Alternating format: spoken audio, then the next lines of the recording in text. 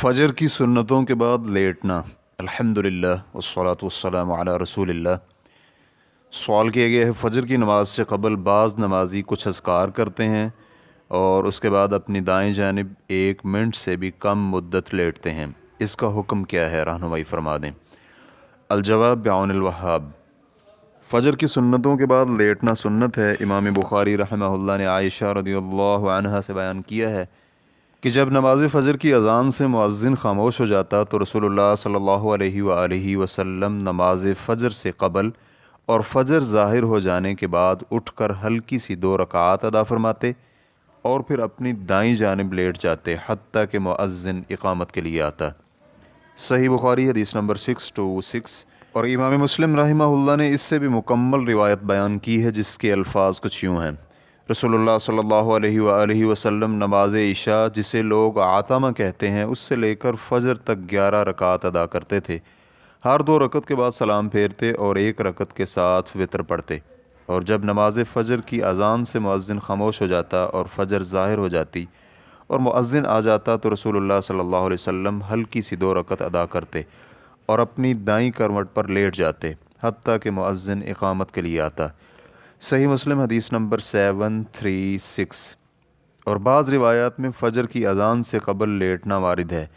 امام نووی رحمہ اللہ مسلم کی شرح میں لکھتے ہیں، صحیح اور صواب یہی ہے کہ فجر کی سنتوں کے بعد لیٹا جائے، کیونکہ ابو ہریرہ رضی اللہ عنہ کی حدیث میں ہے کہ رسول اللہ صلی اللہ علیہ وآلہ وسلم فرماتے ہیں، جب تم میں سے کوئی فجر کی 2 رکعت ادا کرے تو وہ اپنی دائیں کروٹ پر لیٹے۔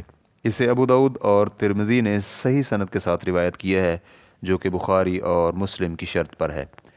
امام ترمذی رحمہ اللہ کہتے ہیں یہ حدیث حسن صحیح ہے، لہٰذا یہ حدیث صحیح اور لیٹنے کے معاملہ میں بالکل صریح اور واضح ہے۔ اور عائشہ رضی اللہ عنہا کی پہلے اور بعد میں لیٹنے والی حدیث اور ابن عباس رضی اللہ عنہما کی پہلے لیٹنے والی حدیث اس کی مخالفت نہیں کرتی، کیونکہ پہلے لیٹنے سے یہ لازم نہیں آتا کہ بعد میں نہ لیٹا جائے، اور ہو سکتا ہے کہ نبی علیہ السلام نے بعض اوقات بعد میں لیٹنا ترک اس لیے کیا ہو کہ نہ لیٹنا بھی جائز ہے، لیکن یہ اس وقت ہے جب ترک ثابت ہو، اور یہ ثابت نہیں ہے۔ نبی علیہ السلام پہلے اور بعد میں لیٹا کرتے تھے، اور جب بعد میں لیٹنے کے حکم والی حدیث صحیح ہو اور اس کے ساتھ نبی علیہ السلام کے عمل والی روایات اس امر کے موافق ہیں تو پھر یہ متعین ہو جاتا ہے کہ بعد میں لیٹا جائے، اور جب احادیث کے مابین جمع کرنا ممکن ہو تو پھر کسی ایک حدیث کو رد کرنا جائز نہیں ہوتا، اور دونوں میں سے کسی ایک طریقہ سے ممکن ہے جس کی طرف ہم نے اشارہ کیا ہے۔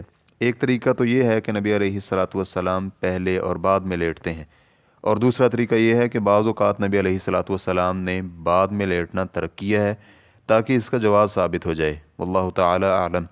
حافظ رحمہ اللہ کہتے ہیں، بعض سلف رحمہ اللہ کہتے ہیں کہ گھر میں لیٹنا جائز ہے، مسجد میں نہیں۔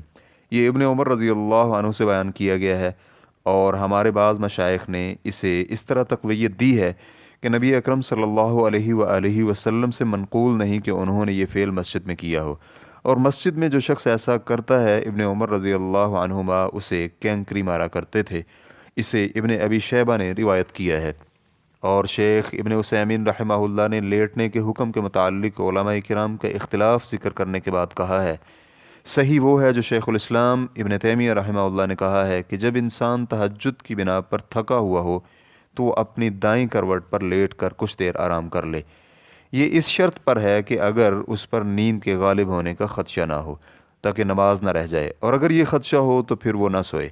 ریفرنس کے لیے دیکھیے شرح ریاض الصالحین جلد نمبر 3 صفحہ نمبر 287۔ اس لیٹنے میں حکمت یہ ہے کہ رات کے قیام کی تھکاوٹ سے آرام کیا جا سکے تاکہ وہ نماز فجر کے لیے بالکل حشاش بشاش ہو جائے، اور اس بنا پر بعض لوگ جو 1 منٹ سے بھی کم وقت لیٹتے ہیں، جیسا کہ سوال میں وارد ہے، ایسا کرنے سے مقصد حاصل نہیں ہوتا، پھر تو یہ خلاف سنت ہے، کیونکہ رسول اللہ صلی اللہ علیہ وآلہ وسلم تو نماز کی اقامت کے لیے مؤذن کے آنے تک لیٹے رہتے تھے۔ واللہ تعالی اعلم۔ اسلام QA ریکارڈنگز مؤسسۃ الشیخ محمد صالح المنجد، المملکۃ العربیۃ السعودیہ، فتویٰ نمبر 32667۔ والسلام علیکم ورحمۃ اللہ وبرکاتہ۔